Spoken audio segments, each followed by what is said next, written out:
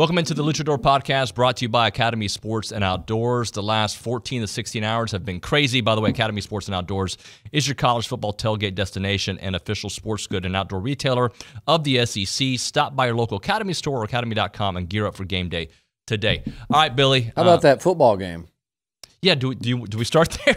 Or do we start with the mutiny on TexAgs last night? Honestly, we'll take some time tomorrow to talk about A&M LSU. Would have been really awkward had A&M won that game and all this gone down, because you would still kind of be just glossing right over beating a rival on the road. Big day for Elijah Robinson and that team, and unfortunately they couldn't get it across the finish line. Look, that story was really starting to look pretty special, wasn't it? Jalen Henderson over Jaden Daniels, and man, they pitched a perfect game for close to 3 quarters as far as just like the game plan executing it. Sure, there were a couple mistakes along the way. They could have, you think about that 4th down stop, you think about that first drive not producing points. And by the way, Max Wright certainly made up for that and then some, the way he played that entire game, not just the touchdown, but a missed field goal.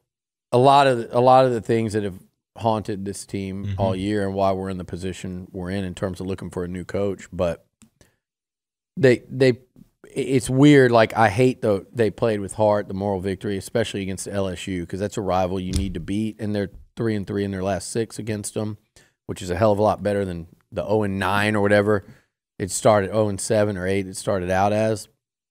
But it was in that instance, because of everything that was surrounding A&M and what was going on. And the last time LSU coronated a Heisman Trophy winner in Death Valley against A&M, it was Joe Burrow, and they won that game like 50-7, and they could have probably scored 100.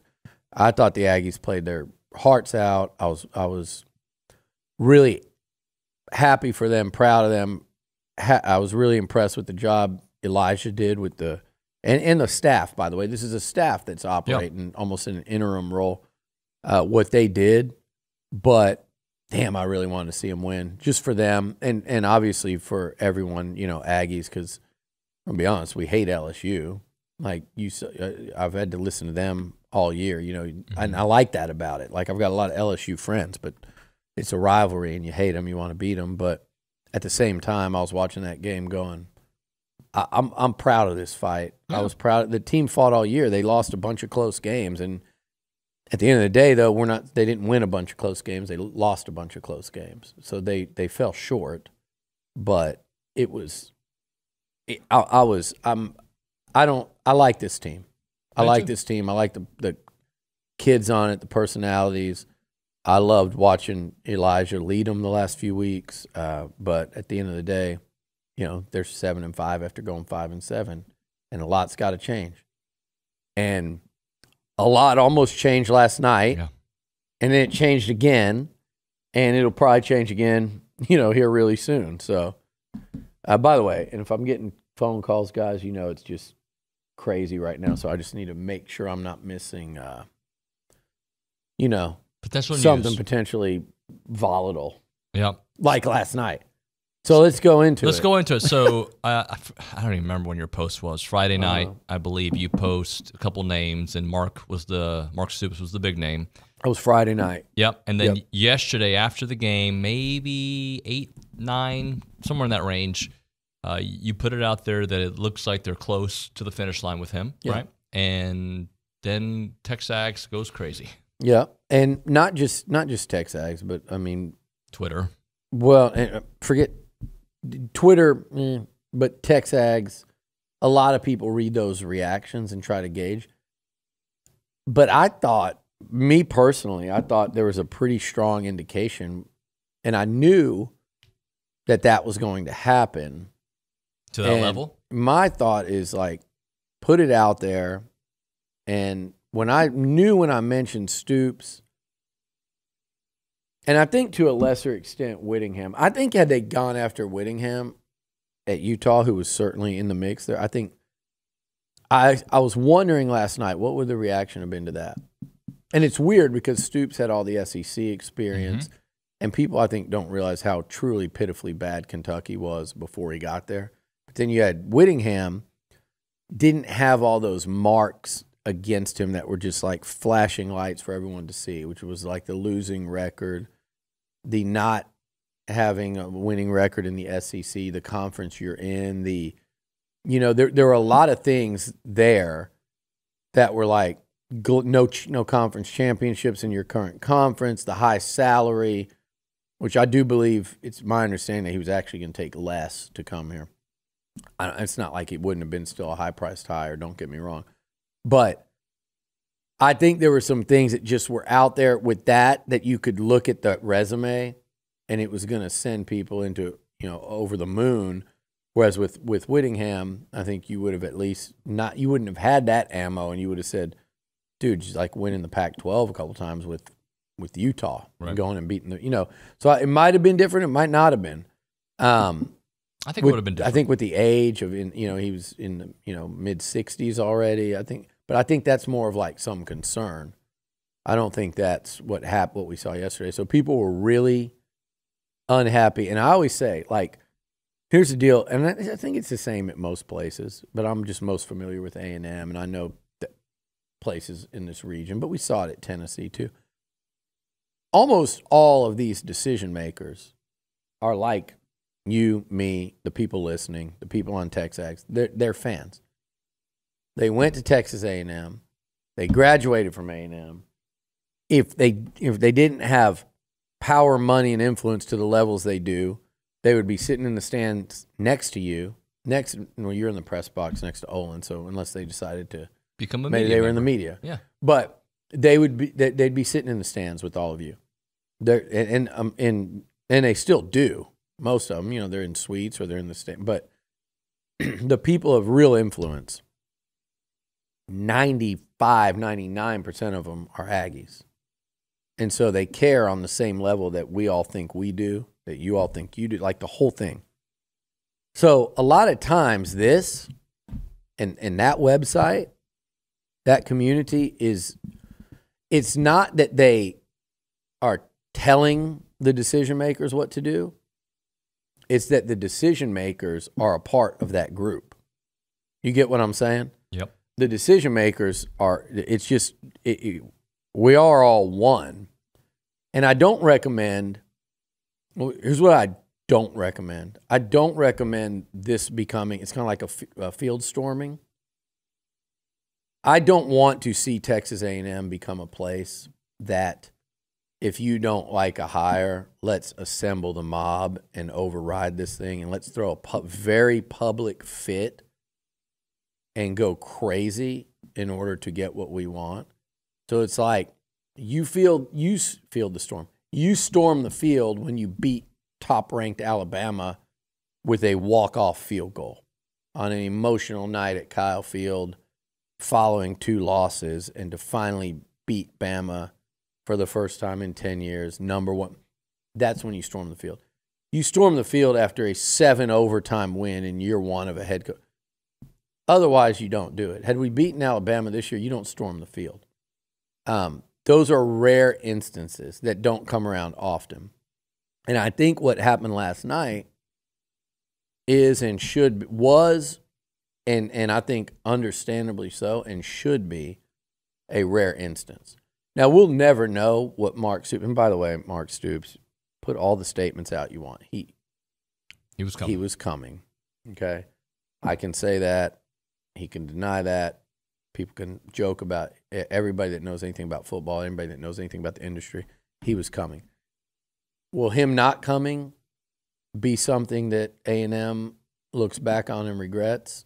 The beauty of this one is you'll never know. Because it's almost like no matter what and I think he's tapped out at Kentucky, and I think had this happened like 3 years ago, maybe the reaction would have been completely different. Yeah. I think he peaked there. I think he knew it, and that's why I think he was way more hireable than people think. LSU tried to get him a couple of years ago. He was a real candidate, and I think then Brian Kelly emerged. But I don't think we'll ever know and go, oh, my God, what a disastrous mistake it was not hiring him. So that's the good news. But there is a world where he could have actually been a good hire here. Yeah. It just was not going to be popular. And there is something to the hire, especially in 2023, but always, where you really want it to go over well with the fan base and excitement, and especially your locker room. And look, just like the fans, I don't think should decide coaches. I don't think a current football team should either, especially when they can say, hey, coach, I really love you, but damn, Bama needs a starting receiver, and they're going to pay me twice as much, so I got to go. So I do think you need to be careful of that, but I think last night was a very unique circumstance, and it wasn't planned, it wasn't premeditated, it was an actual visceral reaction. But I saw that happening Friday, and when I put all those names out, and I put about, I don't know if it was 3 or 4 new ones. I said Jed Fish is in it. Hey, people have said Elko's out of it. That's not true at all. Here's John Summerall at Troy. He's somebody that they really like, but he won't be the guy. All these things, but what I said, the one thing, and it was intentional. There was purpose behind it. Was to say, hey guys, it was just because it was the truth. There's some real momentum with Mark Stoops. Right. That was the almost soft serve of, I think if you made me predict tonight, on Friday, this is where this is going, because that's what I'm hearing. That's what's going on in the kind of the agent world, the coaching industry. People were starting to hear that. And as is usually the case, the first guy nationally that heard it was Andy Staples. There are a lot of pretenders out there. Guys like Andy and Josh Pate are the real ones. And they're the ones that if you do say something, they go and give you credit for breaking the story. They don't go just off of what someone says on Twitter when I break things in that platform. But Andy knew. He didn't know it was like, he was the first national guy that said Mark Stoops. But it was out there. And it was just kind of like, man, this is going to be interesting to see the reaction. And I think we saw it. You guys can go look on like Friday night. There wasn't, people were like, damn. And I'm in group chats, and I have, just like all of us, we got a million friends that love talking about this stuff. And for a lot of reasons, it wasn't popular. And I think the process is this, right, Dave? Yes, sir. People are wondering, like, did the regents empower, like, because I've been like, do they empower the AD to make a hire? And then did they look at the reaction on TexAgs and say no and strip that power when they had given it and then say, oh, no, you can't do that? To me, that would be a problem with the process. And that would not, I would hate that if things ran that way, regardless of what the outcome was. But I think what you're talking about is this group, the board, and they basically give you the parameters that you're going to be able to hire within, meaning salary, structure of the contract, duration of the contract. I mean, these are all the things that the talent have pool to fit. And then say, I don't even know that they specifically say, here's your group of names, or that you have to say, hey, here's my group of names. Does this look okay? In hindsight, maybe that's what they should have done. Like, hey, are these 3 okay? If it's any of these 3, are we good? But I think when they get to the finish line, you let them go, and then the finish line, and you get out there. And I think that was when I posted that last night, that finish line previously scheduled. And then, you got the text Friday night from somebody from Kentucky, and I told you, yeah, I mean, that's very real. Saturday, throughout the day, and then even there's the KSR is doing live podcasts about it. They're the best. They're great. I mean, I'm telling you right now, it's TexAgs and KSR radio. I mean, it's incredible the work Matt Jones and those guys do. And it starts to get out over there. It's done. Who was it, them or somebody that posted the thank you, Mark Stoops? I think it was them. Image on Twitter, the graphic or whatever. So it's coming out. That meeting, though, was already planned. I'm assuming it was a phone. It was. That was already planned for Saturday night, and that was going to be, hey, this is the guy we've landed on. It was basically just like, the board's other thing is to say at the end of the day, yes or no, which is real. That's how it goes everywhere. But I think they would lean towards saying yes when you empower the AD to go out and find somebody. But I think these were a unique set of circumstances, and I do think it's where the reaction to all of it, you know, it was like, yeah, I think we need to hit pause, I guess, for lack of a better word. And so is this really the right thing to do right now? And they got, it's like the consumer thing. You know, you go out and you do a test on, you know, you float balloon out there to see how it's received by the consumers, and that's kind of essentially what happened. So what did the brass know that it was this close with Stoops, and then they see the reaction and they're like, slow down? Or was it like they see the reaction like, I didn't know we were this down the road with Stoops? I think they knew it was that down the road with somebody, and that was going to be where, you know, Saturday night came in, and then I think you probably would have had a hire on Sunday. What I don't know is how much of it. I know enough that enough people were talking to me, not from that side of things, but around that it was Stoops, that they had to know.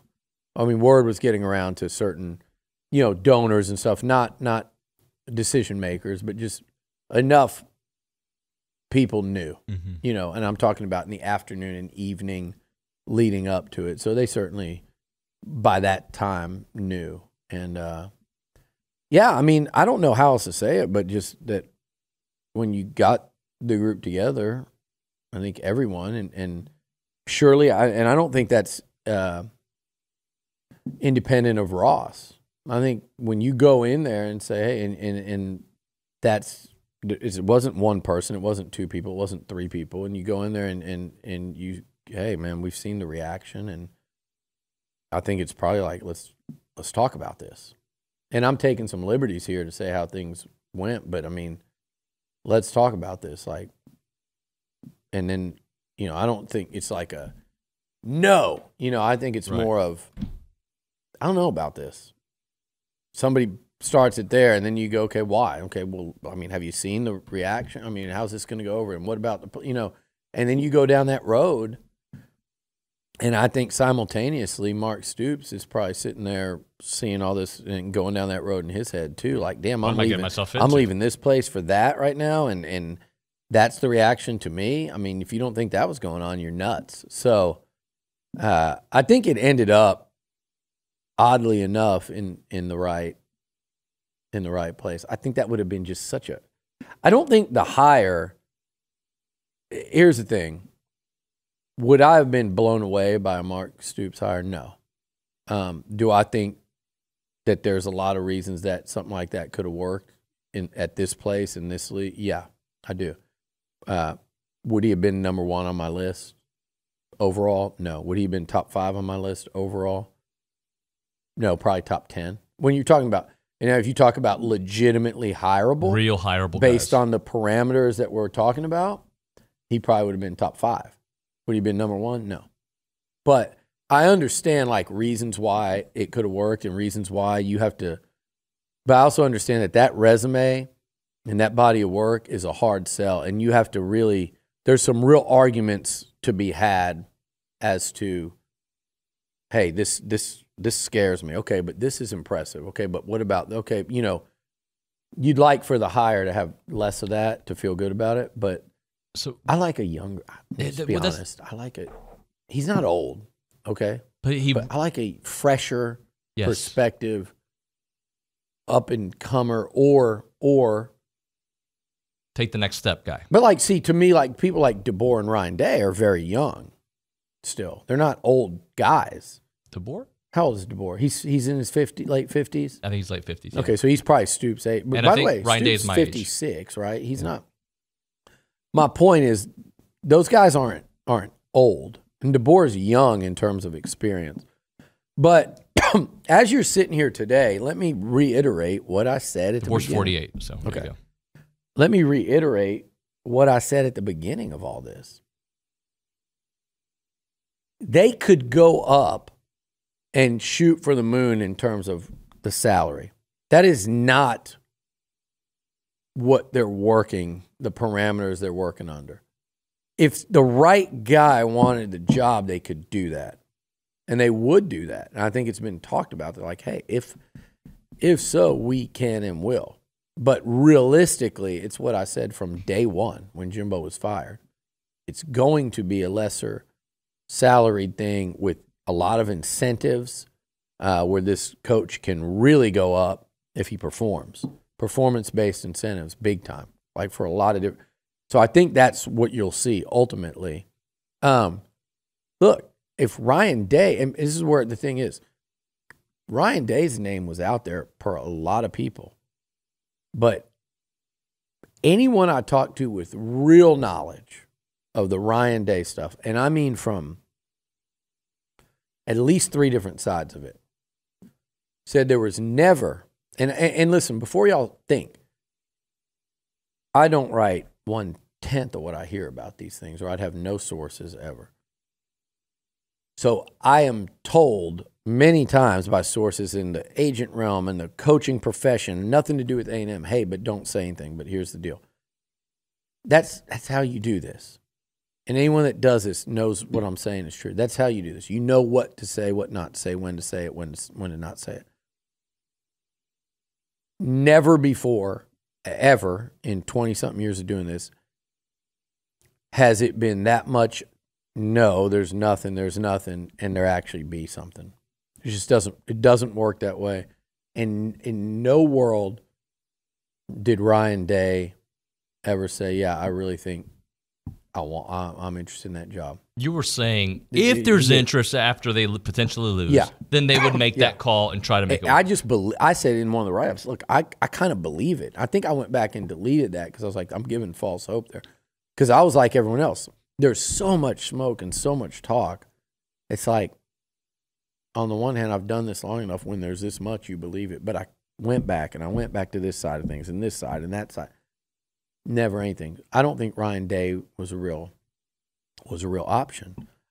And I don't think he's has any intention of leaving Ohio State. Yeah. I don't know if Kalen DeBoer does. And the reason why I don't know too is I don't think A&M knows anything because I think they've gotten nothing from him but just kind of they're in the middle of a stiff playoff arm. run. They're in the middle of a playoff run at a place that doesn't do it. Right. It's kind of like Dan Campbell and the Lions. What they're doing is special. He knows he's about to get freaking paid more money than he ever thought he'd make at Washington. When you look at his resume and all of a sudden he goes from the lowest of levels to Fred.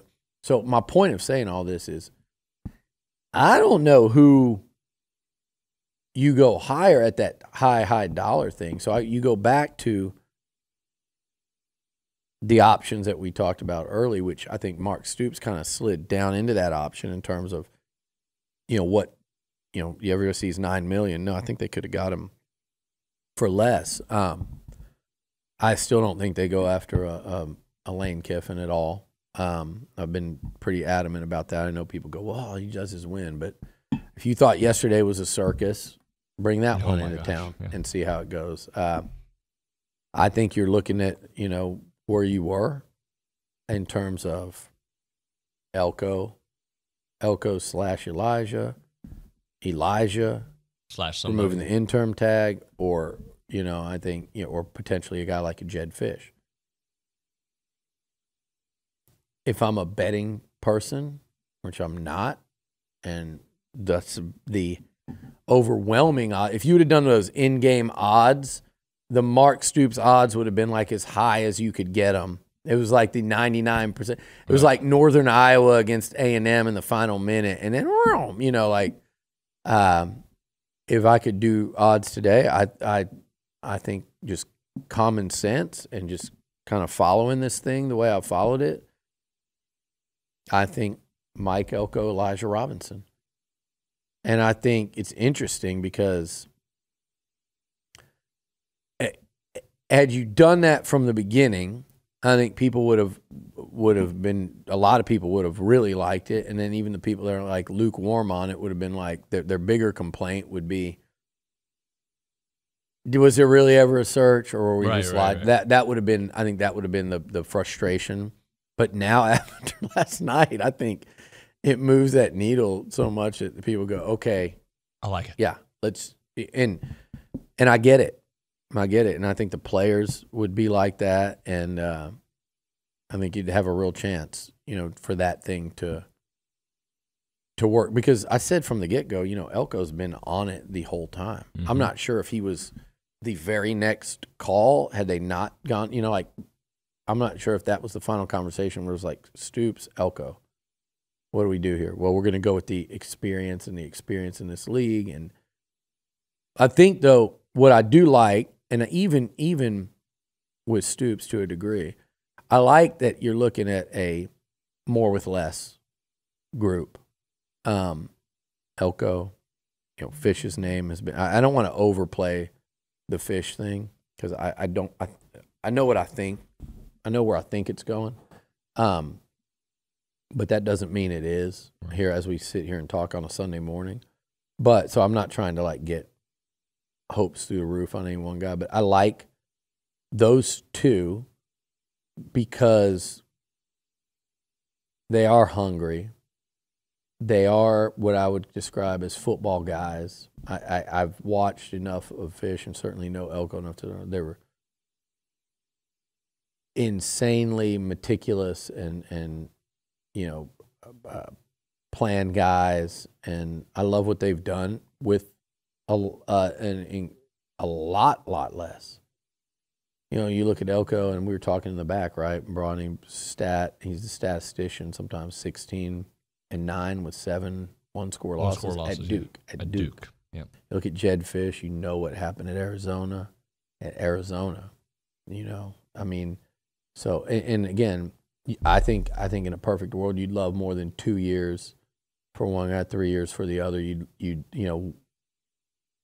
would love to have a better picture of this turnaround at Arizona, a bigger picture than 1 year, or what's going on at Duke in 2 years. But in that SEC hiring right now, yeah, when you look at South Carolina, Florida, you look at all these stops, this is where you are. Tennessee, Heupel, how long he was. Go ahead. You're making a great point. I'm making a point. I'm like, go. My thing is outside of a Saban, right? I can't. A lot of these are. Texas's hire of Sark was a gamble. These are all you don't know a lot, and Sark had much more experience. But his experience was bad. Yeah, his experience was bad. And he's done a great job there. His experience was bad. It wasn't. It was enough to say, man, he almost got it. He almost, he sabotaged himself there and there. But look around and look. We want to. Okay, Aggies. We don't want, and maybe we need to recalibrate and just say A&M is just don't look and compare to other people. Just say it's us because everybody gets pissed internally if any of us compare us to Mississippi State or Ole Miss, and they're winning more, but the resources. No, we got so much more to offer. Okay, fine. Forget about wins and losses, and but then at the same time, if you start comparing to Alabama and Georgia, you go, well, that's not the same thing because they've already got it rolling. That's just an assembly line. Well, it hasn't always been at those places. Bama had a long stretch of bad before Nick Saban. LSU had a long stretch of bad, 30 years before Nick Saban. So, sorry, we're coming to a head here because these coffee grounds it's not brewed properly. That's not TexAgs coffee, by the way. No, it's not. It's donut shop coffee, and it's a problem. I need a water. Oh, God, really? I got you, buddy. Damn, Nuño. You're the best. Yeah, I try. Especially, I don't speak English very well. Yeah, I mean, for a guy that doesn't speak English, by the way, loser, I'm waiting for you to show up today. He ain't coming. No, he ain't coming. A guy on Twitter, some of these people, 99% of people are great. Even the ones that just talk trash and troll and we're having fun. 99% of people are great. There are a few that aren't. You run into sometimes where it's just guys, what world socially do you live in that you think I don't even understand? I think about what these people were like when they were younger, when they were what happened to you along the way to think you have to act like that and that you can't handle frustration or setbacks in your sports fandom, that you have to lash out the way you do, like personally, like at coaches, at Nuño. By the way, freaking nicest person you're ever going to meet. Sometimes. You are. Thank you. And the hardworking people back here that put out content, like when Bronny and Howell deliver bad news on the recruit, like whatever. I mean, you guys, like, I'm talking to a very small percentage, so I'm going to stop, because the overwhelming percentage are like wonderful people who appreciate what we do way more than they should, and like it's awesome. And I'm talking about even other fan bases. I would say 100% of the people I meet in person, yeah, even that don't necessarily agree, are great. People that act like certain people do, I don't imagine they have very many like friends, and if they do, they're that person in that group that people kind of go, oh God, he's coming again. And I don't give a damn if your nephew's on the football team, but I don't give two shits about that.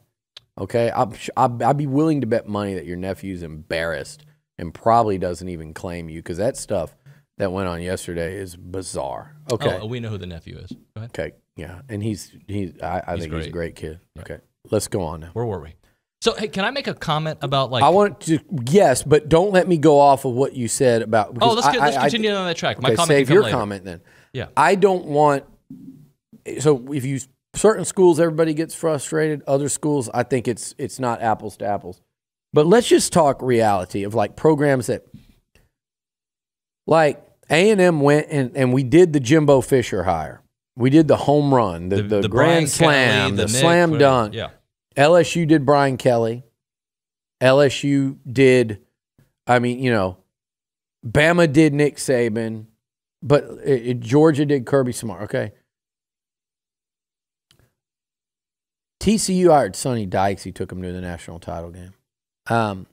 Texas, who I think swims in the same hiring waters as A&M, they were unable to get Urban and Nick, and they ended up with Charlie Strong from Louisville, Tom Herman from U of H. That's the only spot he had been as a head coach. And then Steve Sarkisian, who was a two-time failed experiment head coach and was coming as an OC. Okay? One of them has worked, but those have been their hires since Mac Brown.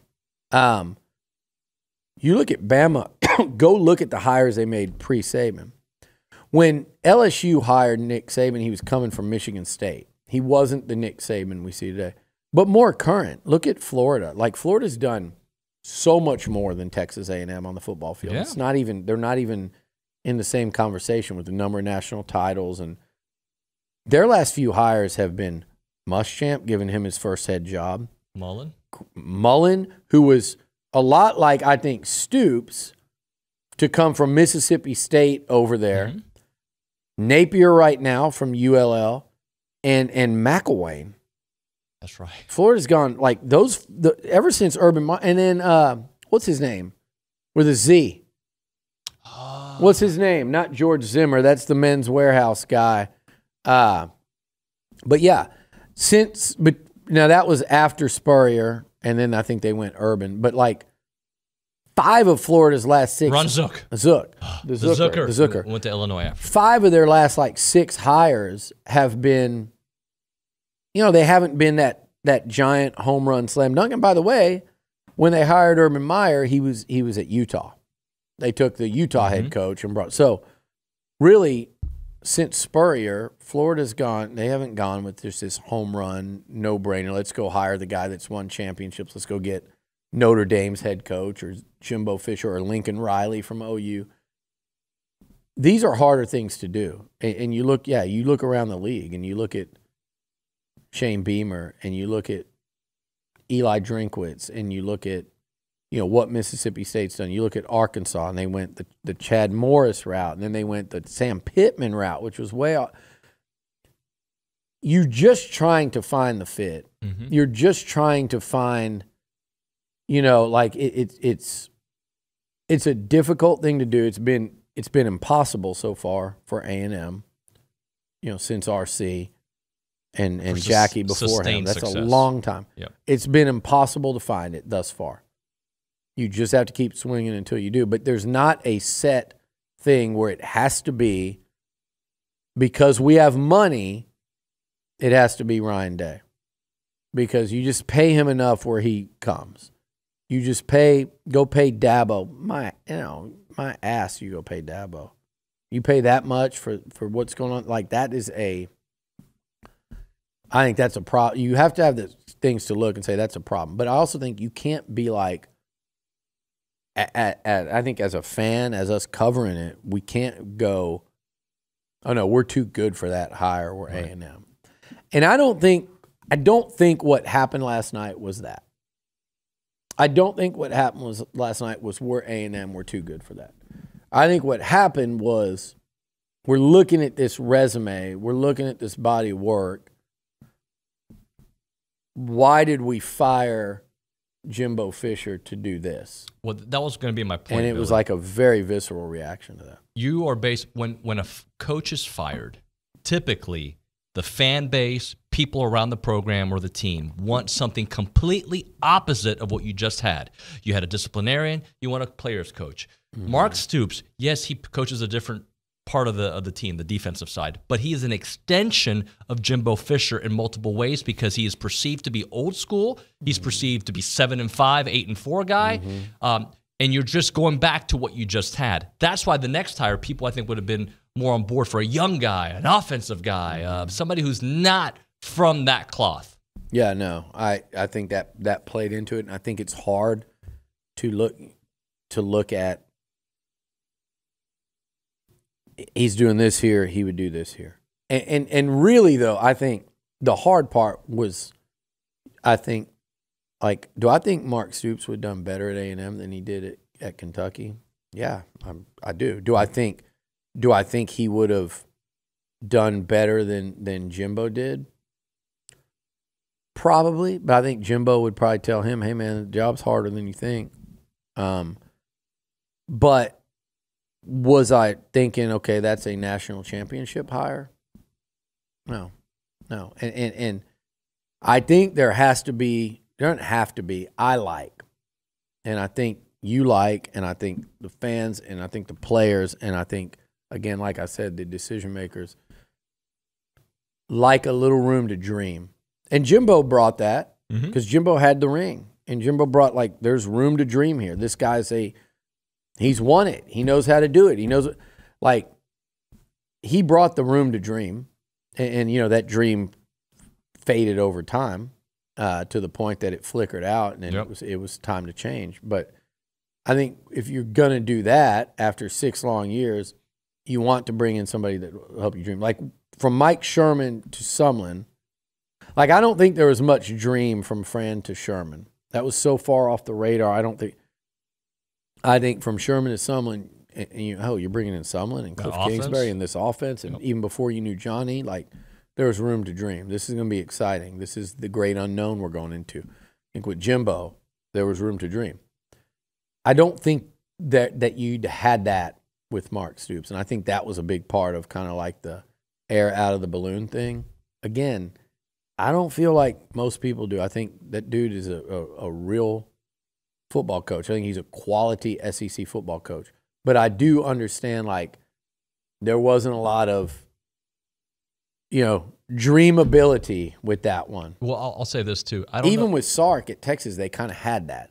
Man, look at that offense at Bama, and if he can come in, you Venables at OU, they have that.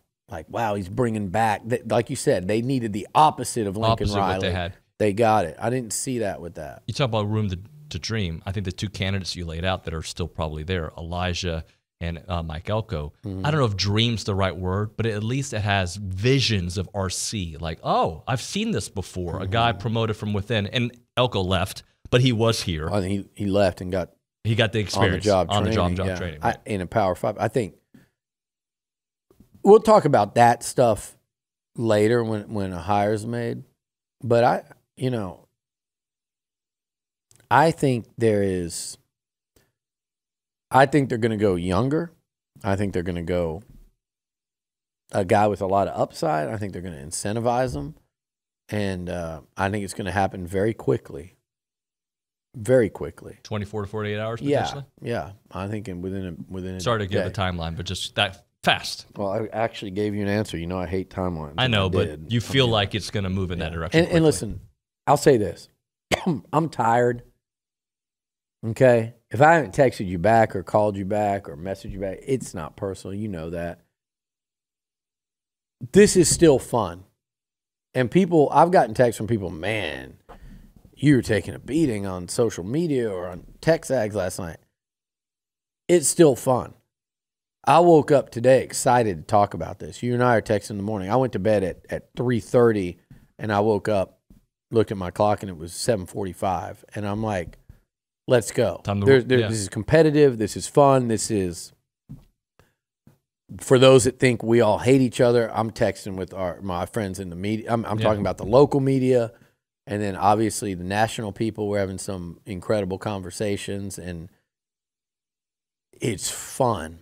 And 99% of the fans, they vent. They just want to be heard. I think they were heard. I don't want this place to turn into Tennessee, where I don't want A&M to be viewed as a clown show, as a three-ring circus.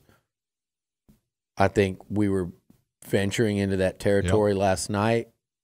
I think everybody should take a breath, take a beat, take a step back.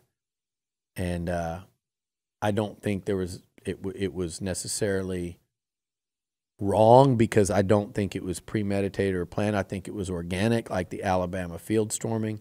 But look, at the end of the day, a good field storming, no one ever forgets where they were when that small field goal went through. Yeah. No one's going to forget where they were last night. Somebody's going to have to name it somehow. People were naming it like the TexAgs Spring or the Insurrection, whatever you want. Like, people will always remember yesterday. It was the craziest day. I think might be the craziest day in TexAgs history. I think everyone in the A&M fan base, damn near everyone was sitting on our site and sitting on Twitter. I don't know how many followers I added across social media from other fan bases. Yeah. The whole country was, and I'm not saying, like, I'm telling you guys, I don't want that to be like, I don't think it needs, I know it doesn't need to be a regular occurrence. But my God, it just happened.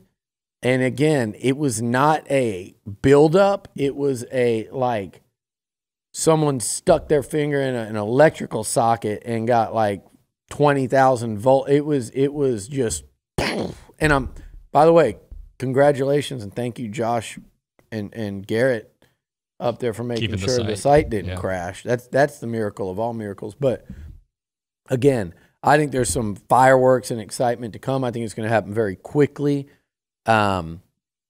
And I think A&M's ultimately going to land in a really good spot that I think everyone is going to say, okay, this makes sense. This is where it should have landed. And if you want to compare, I don't think, the funny thing is, I don't think anyone's going to, and this is telling. And I'm not saying like, and people bringing Mark Stoops and presenting him, it wasn't a bad thing. If people would have just said, this doesn't feel right, but we're going to do it anyway, that would have been a bad thing. Yeah. This doesn't feel right. The public has spoken. The decision makers agree with the public. If they disagreed with the public, then you have to have the stones and the cojones to do it anyway. Because you have to entrust people to make decisions. But when there's truth there and you recognize it and you go, man, and if you're sitting there going, this doesn't feel right, then you don't do it. It's just like when the coach gets 95% to the finish line and gets cold feet and stays at his school and deals fall through. That happens all the time. Head coaches, assistant coaches, that happens with you, me, anybody. Like, I'm trying to hire you to do this radio show, If you would have got to the very finish line and said, man, I can't do it. I can't leave Channel 13. That's normal. Yep. That happens. It can happen on the other side of it too. It doesn't always have to be the coach that goes, damn, I can't. If it just didn't feel right, then that would have been the worst thing to do. Not because Mark Stoops is a bad coach or he's not but if it just doesn't feel right. So I think they, again, I think it's not something you want to be in the common practice of. You don't want the red and white tent to descend and permanently stay in Aggieland over Kyle Field. And I do think sometimes we run the risk of that. But I think what happened yesterday, again, that was it just happened. It's going to be a pretty unforgettable, memorable night. And if you want to, I don't think anyone's going to compare this hire that's going to happen very soon to, I don't think anyone's going to compare that to Mark Stoops. At any point in time, I don't think anyone's going to go, man, I wonder if we wouldn't have hired him and we'd gone with Mark Stoops. And that's pretty telling. Yeah. I think that in and of itself, that statement, and I believe it to be true, is probably pretty telling that hey, you're going the right way with this. Two closing thoughts. Dana Holgerson just fired. Just want to throw that out there. Breaking news. I like Dana a lot, but love Dana. It didn't work out. That was a hard one because I know him and Tillman's relationship. Yeah. That couldn't have been easy. Dana's a good dude. Dana's always been very good to me. Dana's been very good to everybody. So many Aggies know him, so many people in Houston, and no one will talk more crap about A&M. He'll do it to you. He'll do it to you if you're a Texas fan, TC. It doesn't matter. If he knows who you are and who you like, he's going to be he'll do it. Trash talking contrarian, and you love him for it. He hasn't changed since I've known him. I'll fire him a text or call. He probably don't want to talk to anybody today, but a couple of days. He's one of those guys that he'll land on his feet. He'll be fine. He made a lot of money, but he's competitive, just like Jimbo. Those guys want to succeed. So on a day like today, they can go sit in their big old house and they can have all the money in the world, but they're human beings, and that's tough. I think it's going to be a good, happy day for a human being, either whether that be today or tomorrow, but very quickly, because someone's going to be named next head coach at Texas A&M and have a whole world of promise and a whole world, a whole big lane to dream in starting this week. And I just want to close with this. My last night was, I think, very similar to most of our fan base. Not all, because most people don't go to bed like I do. I went to sleep around 10:34. Mm-hmm. I woke up at 4:45, Billy, and I did not go back to sleep. Why? Because I looked at my phone. Why? Because I saw what you posted. So I've been up since 4:45 because of this news, and I love it. So, this is, like you said, this is fun. It's a little stressful, but it's fun, and I'm happy to be your co-pilot for this, man. Thank you. Thank you. You do the best. Bueno, vamos a terminar aquí. What do you say in Spanish, since you apparently can't speak English? I can't speak English. Funny, 10 years as an anchor at the biggest TV station in Texas, I can't speak English. I mean, what a weird flex. Not even a flex, but what a weird way to out yourself as a complete buffoon. With that said, in Spanish, how do you say, we'll probably reconvene and do this again this afternoon or tomorrow? Oye, te voy a decir algo, ¿ok? Este show va a regresar en, vamos a decir, 2, 3, 4, 5 horas. A lo mejor mañana.